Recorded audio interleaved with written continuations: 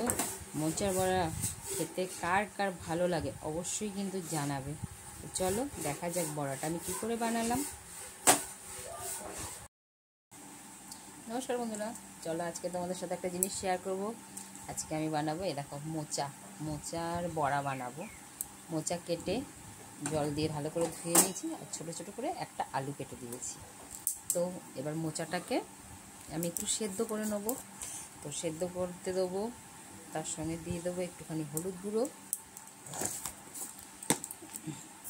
আর দিয়ে দেবো একটুখানি লবণ, দিয়ে মোচাটাকে ভালো করে একটু সেদ্ধ করে নেব।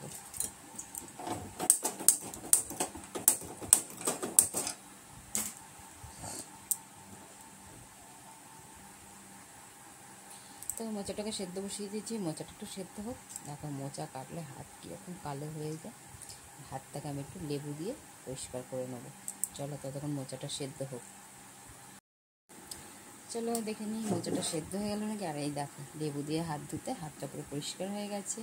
মোচা যখনই কাটবে লেবু দিয়ে হাতটা পরিষ্কার করবে, হাত পুরো পরিষ্কার হয়ে যাবে।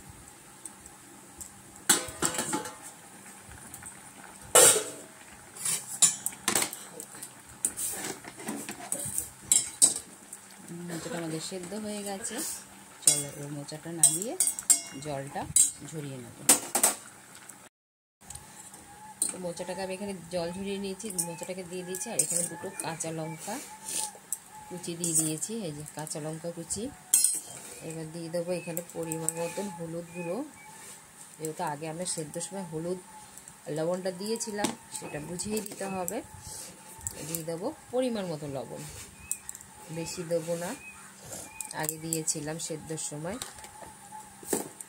আর দেবো আমরা কিছুটা কালো জিরে, গোটা কালো জিরে, তাতে একটু ম্যাশ করে দেবো যাতে ফ্লেভারটা বেশি ভালো হয়। দিয়ে দিলাম একটু কালো জিরে।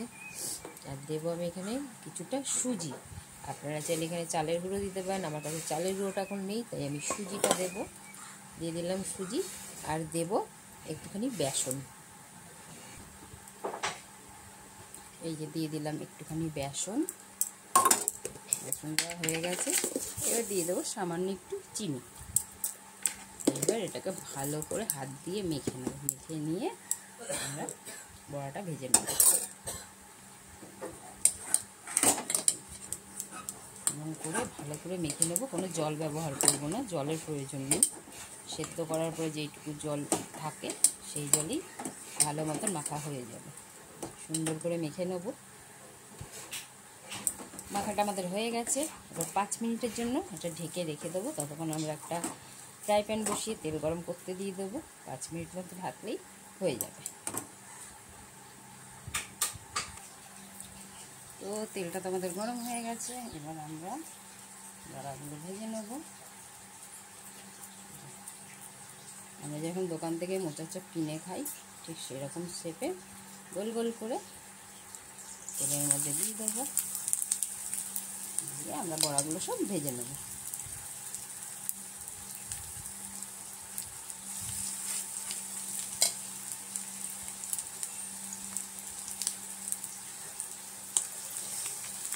একই পদ্ধতিতে সব বড়াগুলো ভেজে নেব।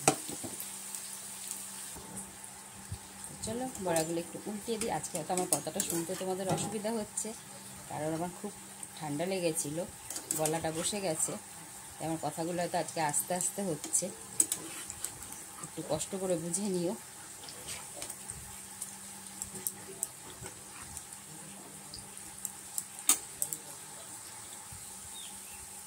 তো দেখো আমার মোচার বড়াগুলো লাল লাল করে ভাজা হয়ে গেছে। এবার বড়াগুলো আমি তুলে নেব। সব কটা ভাজা হয়ে গেছে। চলো বড়াগুলো তুলে নিই। কতটা আওয়াজ হচ্ছে দেখেছো, দিয়ে ভালোই ক্রিসমি হয়েছে, যেহেতু সুজি দিয়েছি সেই কারণে। চলো তো সব মোচার বড়াগুলো আমি তুলে নিলাম। তুলে নেওয়ার পরে এবার ওপর থেকে দিয়ে দেবো সামান্য একটু বিট লবণ, যাতে টেস্টটা আরও বেশি ভালো লাগে। আর দিয়ে দেবো একটু গোলমরিচ গুঁড়ো ছিটিয়ে দেবো, যাতে ফ্লেভারটা আরও বেশি ভালো লাগে। তো কেমন লাগলো তোমাদের অবশ্যই জানাবে। মোচার বড়া রেসিপিটা। তো চলো আজকের মতন টাটা, বাই বাই।